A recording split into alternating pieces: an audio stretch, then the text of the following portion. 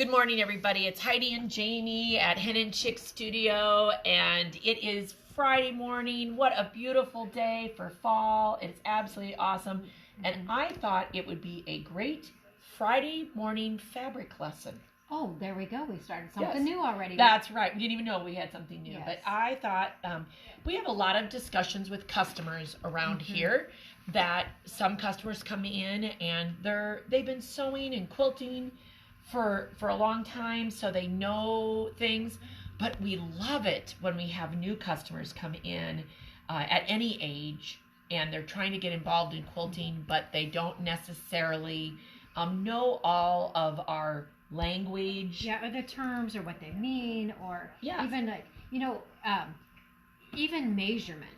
Some people aren't familiar with measurements, and you've had this with your kids, or some of you probably have discussed with your kids why math is important. Oh, math is so important, and I think that today's education, I had sewing classes, and there are some sewing classes like in our school, but I don't think that we have as many kids that are learning about sewing and stuff. Right. And so there are a few pieces of information that I thought we should share this morning. And I thought we would start with the discussion about what a selvage is and grain of fabric, okay? And so what we have in front of us right here is we have laid out a full yard of fabric that literally just came off the bolt. If I had the bolt laying here, we just unrolled it and we cut a yard of fabric. So there are technically 2 layers of fabric here. You're looking at the outside, the right side of the fabric. And this is a great example because sometimes selvages blend in with the fabric itself, but this very white edge here is called the selvage. And in the printing process, the companies use it as a tool for checking the colors that are in the fabric. These days, selvages are getting cuter and cuter as they go. See if she finds one that's really cute. But and we've seen people, another thing people might say, we've seen people use salvages for different things. Oh my gosh, selvages, can be cut off. And this one has words. Yes, you are kind and good. You have grit and grace. You are my hero. Love that. So that's the selvage. That's the selvage. And typically, you do not want to put selvage in your project. This selvage at some point would come off because it is a slightly tighter weave. You can see that there are holes in it. That's what's holding it on in the machines as they print the fabrics. All of these little holes. So, and again, it's a tighter weave. We typically would want to cut those selvages off and not have them in our finished quilt. But there's a lot of things that we can learn about the fabric before we remove the selvages, so we know things. So if we refer to cutting width of fabric, that is cutting from selvage to selvage. Or in patterns, it's often WOF. Right, and the first time I saw that, I was like, WOF, it was like, did they misspell wow? Okay, so that's why traditionally quilters would start cutting, and it would literally be from selvage to selvage.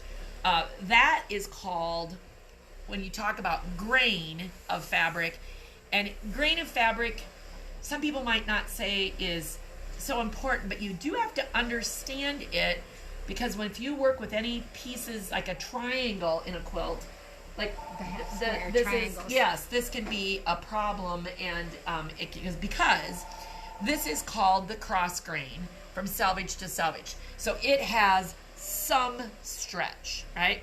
Can you see that on there, Stacy? It has some stretch, right?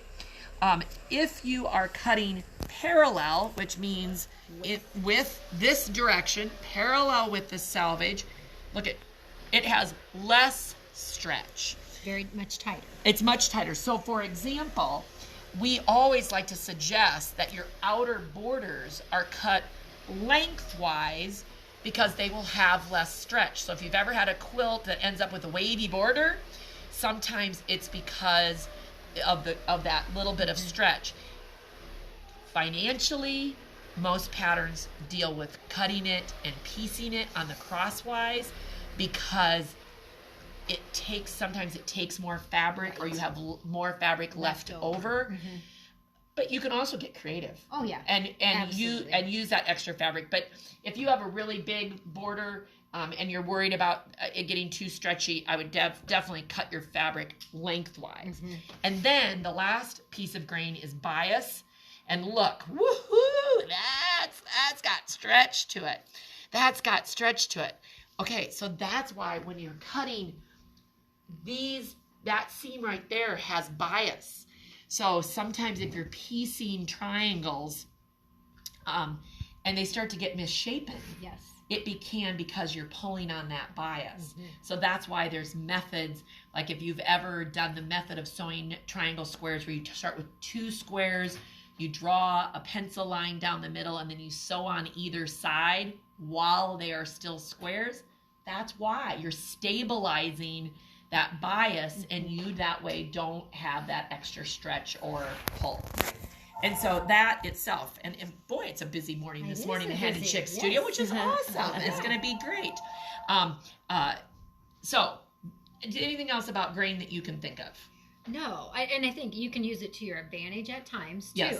Yes. If you're, like, for example, if you have a curved edge, mm-hmm. you want to cut your fabric on the bias, or like a stem applique, and you want it to curve. You want to have a little more flexibility with what you're doing. Correct. Yeah. And if you actually are piecing curves, sometimes that bias can help. So yeah. So that's a little more in depth than maybe a basic person would want to know. No, yes. But just know that there are different ways to cut it. Okay. So then let's talk about, this is a yard of fabric. Yes. 36 inches. 36 inches is 1 yard of fabric. Again, that's, and even though we do math all the time, we do have a cheat sheet over here, because some days mm-hmm. you're like, wait a minute, what measurement are we talking about? But 36 inches is 1 yard of fabric. So when we cut it off, we cut it this way. Let's open it all the way up so that you can see there's that there is a full yard of fabric, right? Can we turn it the other way? I think it'll fit better on our board. And approximately, we figure 40 inches. Correct. 40, I think if you're working with any patterns, most designers work with 42 usable inches. They call this 44/45 inch. But today... you can get 42 usually, but sometimes we're a little conservative, so you make sure that you have enough to... Yes. Now, and okay. So one of the things that when people come in and they want to know how we cut it, a lot of times people will buy 1/4 of a yard of fabric, okay? So I'm going to open this up, and I thought this would be a great visual so that we have... Oh, should we do it right side up? There we go. So that you could see that if we had... You take one edge. So I'm laying these out. So if you buy 1/4 of a yard, how many quarter yards would it take to make a full yard? And I'll answer that question. It's not a return. That is 4. It takes 4 quarter yards. And oh my gosh, do you think I could actually open up a piece of fabric this morning? There we go. Okay, so you now have, again, a yard of fabric, but you have 4 quarter yard pieces. Sometimes patterns will call for 2.5 width of fabric strips. So that's why you would want to get the full selvage to selvage. But then we get a lot of patterns that want fat quarters. And we thought from a visual standpoint that it would be great for you to see how we cut a fat quarter.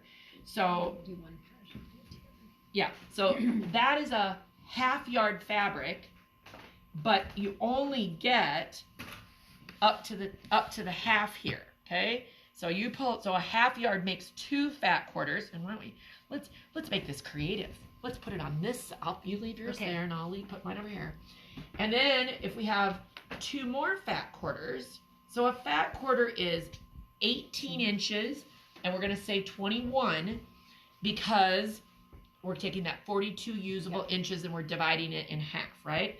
So there, now if you buy 4 fat quarters, you get A full yard. Makes sense? Yeah. You know, and a lot of patterns call for fat quarters. Mm-hmm. Number one, it's like candy. Yes.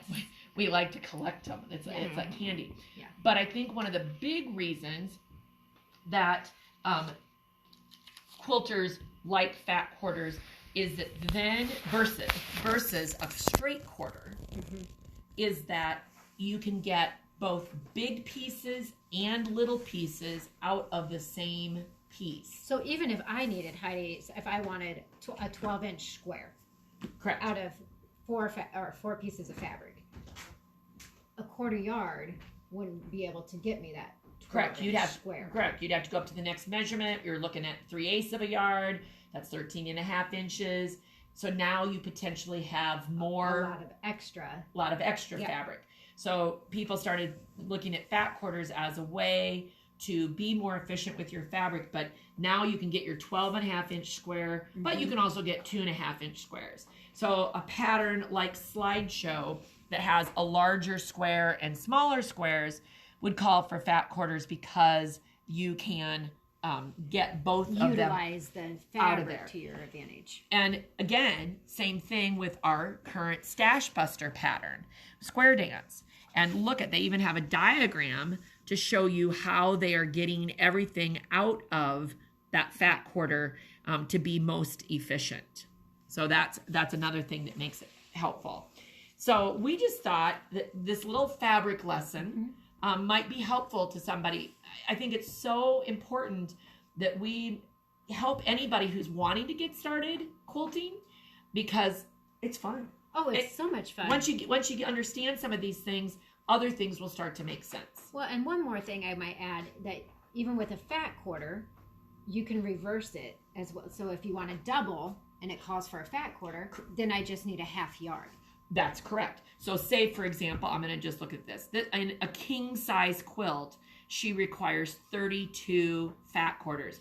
Well, maybe you don't really want, maybe you want 32 different ones. Maybe you want 16. So then you would buy 16 half yards instead of 32 fat quarters. Does that make sense to, I mean, the people that are watching, we really want to know that it does make sense, because essentially what I'm doing, I'm put this back together. Yes. I'm taking my 2 fat quarters. Yep. And buying a half yard. That's correct. So there are a lot of different options. We're always glad to help. I think over the 10 years that we've been here, I have sent home lots of little scribbles on notepads because they're trying to make sure that we're converting those kinds of things correctly. But if you have any other basic questions, do not be afraid to ask. We want everybody to be successful here at Hen and Chick Studio, and our staff would love to help you. So I think we've taken care of this Friday fabric lesson. Yes, another alliteration, isn't it? Yes. When we start with the same letter? Yes, I think so. Something And like that means also Fun Fabric Friday. There we go. There we go. All right. Well, everybody, have a great weekend, and we'll talk to you soon.